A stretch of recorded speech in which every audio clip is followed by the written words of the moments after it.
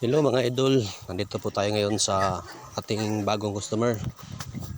Nagbibigay tayo ngayon ng pampurga dito sa kaniyang mga alagang baboy. Bali 31 days po sila ngayon mula nang nawalay sa inahin. Ang ganda ng mga katawan na malusog na baboy ni Madam. Alagang Pigolak pala to, Pigolak Premium. Nag-make pa siya mula Super Start at saka Premium Starter ngayon.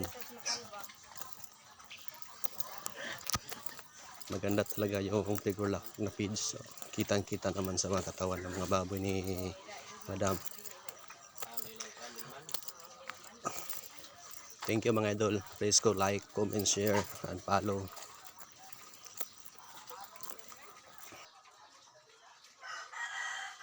Kaya ligot ya. Sila kanlaw diligon sir. Tulo.